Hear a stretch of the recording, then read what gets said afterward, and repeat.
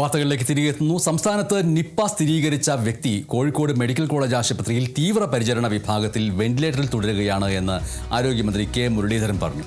രോഗിക്ക് ജൂൺ 10 മുതൽ പ്രതിരോധ മരുന്നുകളും 12 മുതൽ ആന്റിബോഡിയും നൽകി തുടങ്ങിയിരുന്നു. ഇതിനു പുറമെ ഇന്നലെ ബഹ്റൈനിൽ നിന്ന് കോഴിക്കോട്ടെത്തിച്ച മരുന്നിന്റെ ആദ്യ ഡോസ് ഇന്ന് രാവിലെ രോഗിക്ക് നൽകി. നിലവിൽ രോഗിയുടെ സമ്പർക്ക പട്ടികയിലുള്ള 11 പേരുടെ പരിശോധനാ ഫലം പുറത്തു വന്നതിൽ ആശങ്കയ്ക്ക് വകയില്ല എന്നും മന്ത്രി വ്യക്തമാക്കി.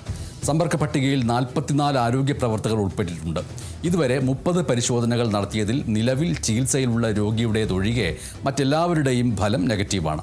സമ്പർക്ക പട്ടികയിൽ ഉൾപ്പെട്ട എല്ലാവർക്കും കൃത്യമായ സഹായവും നിരീക്ഷണവും ആരോഗ്യവകുപ്പ് ഉറപ്പാക്കുന്നുണ്ട് എന്ന് കെ മുരളീധരൻ അറിയിച്ചു. നിപ മരുന്നുകൾ ലഭ്യമല്ല എന്ന പ്രചാരണം അടിസ്ഥാനരഹിതമാണ് എന്നും കെ മുരളീധരൻ കൂട്ടിച്ചേർത്തു.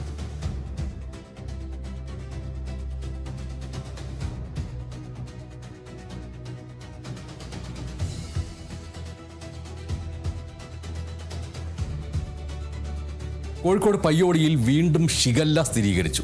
തുറവൂർ പഞ്ചായത്തിലെ 13-ാം വാർഡിൽ 9 വയസ്സുകാരനാണ് ഷിഗല്ല സ്ഥിരീകരിച്ചത്.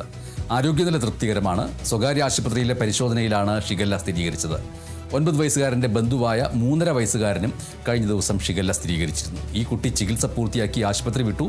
കോഴിക്കോട് ജില്ലയിൽ ഇതുവരെ 13 പേർക്കാണ് ജൂൺ മാസത്തിൽ ഷിഗല്ല സ്ഥിരീകരിച്ചത്.